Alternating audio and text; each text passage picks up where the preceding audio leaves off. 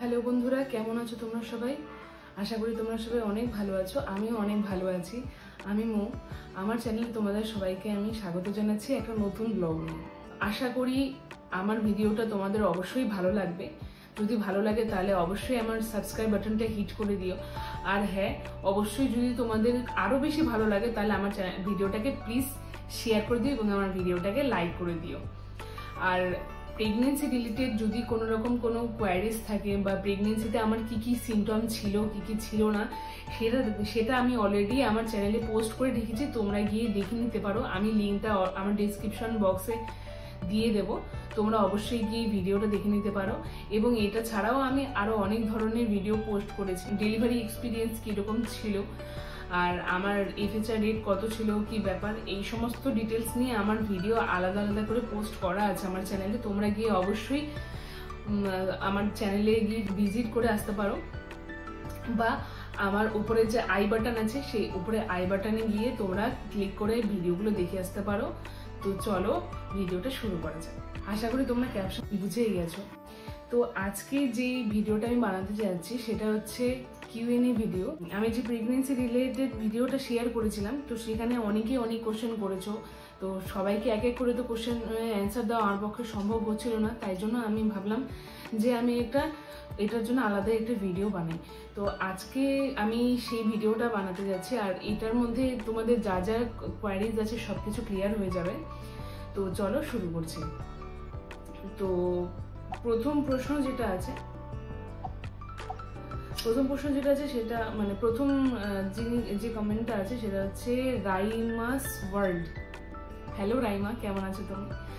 Raima question করেছে যে তোমার কি হাত পা চুলকাতো প্রেগনেন্সিতে? হ্যাঁ, আমার হাত পা ভীষণ চুলকাতো। আমার প্রথম 3 মাস থেকে আমার স্টার্ট হয়ে গিয়েছিল হাত পা চুলকানো, খুবই চুলকাতো। ইভেন আমার পায়ের ভাঁজের মাঝখানেও আমার মানে চুলকানি টাইপের হয়ে গেছিল। ওটা মাঝখানে একদমই বন্ধ হয়ে গেছিল, তারপর আবার ওরা 9 মান্থে আবার স্টার্ট হয়েছিল। এটা অনেকেরই হয়, এটা নিয়ে টেনশন করার কিছু নেই, এটা আবার সলভ হয়ে যাবে। একজন কমেন্ট করেছে আলী আকবর। তো আলী আকবর কমেন্ট করেছে, সব মেয়েদের শারীরিক কন্ডিশন কি একই রকম যে আপনার ছেলে হয়েছে বলে সবার ছেলে হবে? একবার প্রেগনেন্ট হলে দেখি অনেক বড় গাইনি ডাক্তার হয়ে যায়। না, আমি গাইনি ডাক্তার হয়ে যাইনি মিস্টার আলী আকবর। আজকে মানে আমি যে মানে কমেন্টগুলো পড়ছিলাম, আমি পড়তে পড়তে দেখলাম যে কিছু কিছু লোকজন খুব নেগেটিভ টাইমের কমেন্ট করে দিয়েছে, অথচ তাদের সাবস্ক্রাইবার 1-2 বা অনেকে নো সাবস্ক্রাইবার, নতুন চ্যানেল খুলেছে বা অনেকে ফেক অ্যাকাউন্ট খুলেছে। তো আমি জানি না আপনার একটা ফেক অ্যাকাউন্ট কিনা। তো যাই হোক, আপনি যে কোশ্চেনটা আপনি যে কমেন্টটা লিখেছেন সেটা হচ্ছে সব মেয়েদের শারীরিক কন্ডিশন কি একই রকম?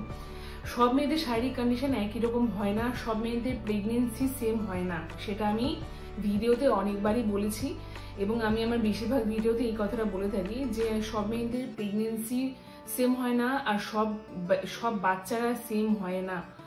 তো কারোর প্রেগনেন্সির সাথে কারোর প্রেগনেন্সি কম্পেয়ার করা যাবে না। আমি এখানে বলেছি শিওরিটির কথা, যে শিওরিটি হতেই পারে, কেননা আমি অনেকের জনের কাছে আমি আমার যতজন পরিচিতের দেখেছি যারা প্রেগনেন্ট হয়েছিল আমার সময় আর যাদের বেবি হয়েছিল, তাদের সিমটম আমার সিমটম ম্যাচ হয়ে গেছিল। তার জন্য আমার এই কথাটা বলা। তার মানে এই না যে যাদের অনেকেই আছে যারা প্রেগনেন্ট তাদের সঙ্গে আমার সঙ্গে তাদের সিমটম ম্যাচ হয়ে যাবে, আমার ভিডিও দেখলে তারা হয়তো ভাবতে পারে তাদেরও ছেলে হবে। না, এটা ভুল ধারণা।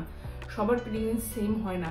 অনেকেরই সিমটম কিছু কিছু ক্ষেত্রে ম্যাচ হয়ে গেলে পরেও অনেকেরই হয়ে যায় মেয়ে, বা কিছু কিছু ক্ষেত্রে সিমটম আমার সাথে ম্যাচ না হলেও অনেকেরই হয়ে যাবে ছেলে। হতেই পারে, না হওয়ার কিছু নেই। আপনি মিস্টার আলী, আপনি ভিডিওটা ভালো করে একবার দেখবেন পুরোটা। আমি ভিডিওতে বলে হচ্ছে যে প্রত্যেকের প্রেগনেন্সি আলাদা আলাদা হয়, সবার প্রেগনেন্সি কিন্তু সেম হয় না, আমি ভিডিওতে বলেছি। তো যাই হোক, এরপরে একজন কমেন্ট করেছে যে সৃজিতা রয় কমেন্ট করেছে কি স্বপ্ন দেখতে? স্বপ্ন আমি বেশিরভাগই সাপের স্বপ্নই দেখেছি। 2-3 বার স্বপ্ন দেখেছি, প্রেগনেন্সিতে 2-3 বার স্বপ্ন দেখেছি, 2-3বারই আমি সাপের স্বপ্ন দেখেছি। কালো টাইপের আমি দেখতাম, একটু লম্বা মোটা কালো টাইপের আমি সাপের স্বপ্ন দেখতাম শুধু বেশিরভাগ। একবারে আমি দেখেছিলাম একটু হালকা লাইট কালারের সাপের স্বপ্ন দেখেছিলাম, বাট বেশিরভাগই আমি কালো লম্বা একদম এরকম টাইপের একটা সাপের স্বপ্ন দেখতাম। একজন লিখেছে বনিতা ঘোষ, লিখেছে এই নিগড়া লাইনটা কত মান্থে আসে দিদি?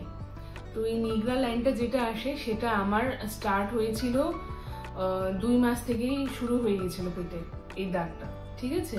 তো এক একজনে এক সময় শুরু হয়, সবার সেম টাইমে শুরু হয় না, সবার কিন্তু আলাদা আলাদা টাইমে শুরু হতেই পারে, এটাতে কোনো অস্বাভাবিক ব্যাপার কিছু নেই। মেরি সুলতানা একজন আছেন, তিনি লিখেছেন আপু আমার পেট উপরের দিকে ভারী লাগে বেশি, সবাই বলে মেয়ে হবে, এটা কি সত্যি? এটা অ্যাকচুয়ালি আমি আমার মানে সিনিয়রদের কাছ থেকে শুনেছি যে এরকম উপরের দিকে যদি পেটটা ফুলে থাকে বা যদি উপরের দিকে ভারী লাগে তাহলে নাকি মেয়ে হওয়ার চান্সেস বেশি থাকে। বাট অনেকে আমি দেখেছি যে পেট চোখা ছিল না, অনেকেরই পেট উপর দিকে ভারী ছিল, তো অনেকেরই কিন্তু ছেলে সন্তান হয়েছে, অনেকেরই পেট চোখা ছিল না। তো নেক্সট যে কমেন্ট করেছে মান্দাবাস 3425 লিখেছে আমার 7 মাস প্রায়, বাট পেট দেখে বোঝাই যাচ্ছে না। আমারও সেম হয়েছিল, আমারও পেট দেখে বোঝা যেত, আমার 7 মাস পর্যন্ত পেট দেখে বোঝাই যেত না যে আমি প্রেগনেন্ট। আমার এটা হয়েছিল, আমি 7 মাস পর্যন্ত অনেকে আমার শাশুড়ি মা বলতেন কি ব্যাপার তোমার পেট দেখে তো বোঝা যায় না যে তুমি প্রেগনেন্ট আছো, পেট দেখে কিন্তু বোঝা যাচ্ছে না। কিন্তু এটাতে টেনশন করার কোনো কারণ নেই, পেট দেখে না বোঝা যেতেই পারে, বাট এটাতে টেনশন করার কোনো কারণ নেই, যখন সময় হবে তখন ঠিকই হবে। তুমি জাস্ট নিজের খেয়াল রাখো আর খাওয়া দাওয়াটা একটু ভালো মতো করো। এনডি রসুল ইসলাম লিখেছে আপু তোমার বেবি কোন পাশে বেশি নড়াচড়া করতো? আমার বেবি যে কখনো মানে শুরুর দিকে, একদম শুরুর দিকে ডান দিকে বেশি নড়াচড়া করতো, আর পরের দিকে দেখেছি বাঁ দিকটা বেশি নড়াচড়া করতে, বাঁ দিকটাই বেশি বুঝতে পারতাম। যখন আমার 7 মাস হলো তখন আমি বুঝতে পারতাম বাঁ দিকে বেশি। পি মন্ডল বলে একজন লিখেছে জল না খেলে হলুদ টয়লেট হবে, জল খেলে নর্মাল, টয়লেট থেকে জেন্ডার বোঝা যায় না। এক্স্যাক্টলি, টয়লেট থেকে জেন্ডার বোঝা যায় না। আমি একবারও বলিনি যে টয়লেট দেখে জেন্ডার বোঝা যাবে, বাট আমাকে অনেকেই এই কথাটা বলেছিল বলে আমি এই ভিডিওতে আমি তোমাদের সঙ্গে কথাটা শেয়ার করছি যে আমাকে অনেকে বলেছিল যে যদি টয়লেট গাঢ় হয় তাহলে হয়তো ছেলে সন্তান হওয়ার চান্সেস বেশি। বাট ওই সময় আমি প্রচুর জল খেয়েছি, বাট তবুও আমার টয়লেট গাঢ়ই হতো। তার মানে এই না যে সবারই মানে যার টয়লেট গাঢ় হবে তার ছেলে সন্তানই হবে, টয়লেটের সঙ্গে ছেলের কোনো সম্পর্ক নেই আমি যতদূর জানি।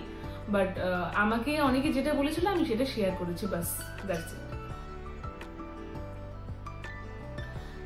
রিয়া বলে একজন লিখেছে তোমার লাস্ট পিরিয়ড ডেট কি ছিল দিদি?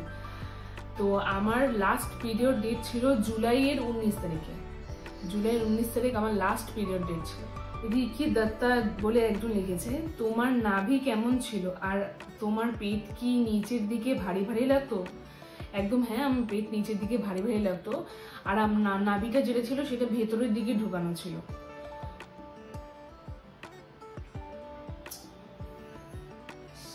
শিফা 3344 ইসলাম একজন লিখেছে তোমার বেবির মাথা কোন পাশে ছিল?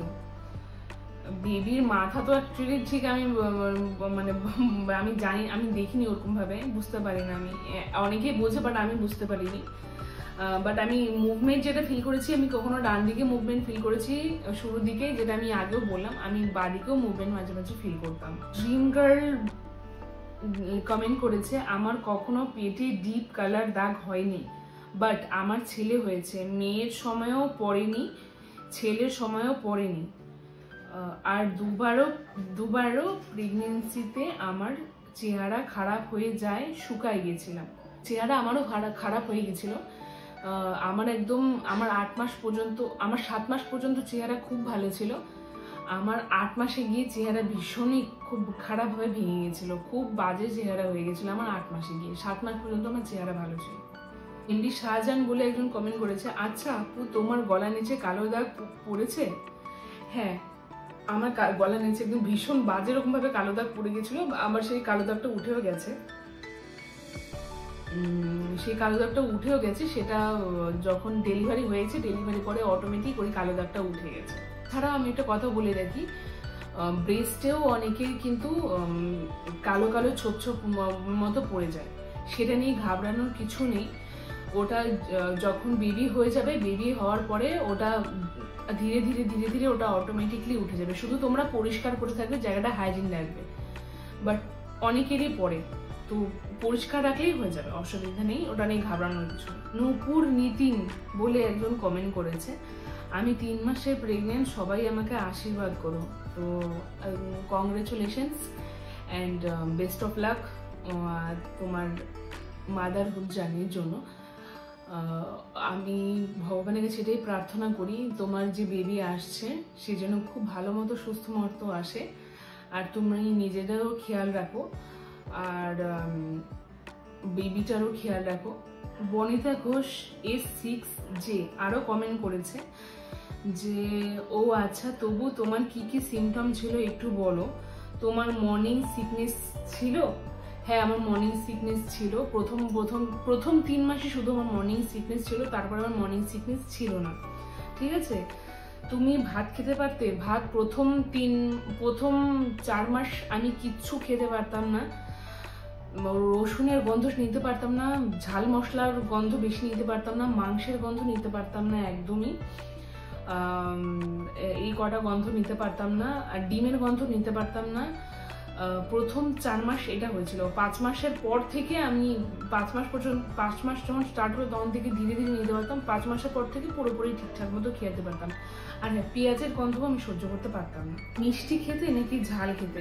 ঝাল খেতে বেশি ইচ্ছে করতো, আর মিষ্টিটা যেটা খেতাম সেটা আমি একদম লাস্টের দিকে, হ্যাঁ, যখন আমার 9 মান্থ চলছিল তখন আমার মিষ্টি খেতে ভীষণ ইচ্ছে করতো, তখন আমি মিষ্টি খেতাম। তোমার কোন টাইমটা বেশি দুর্বল লাগতো?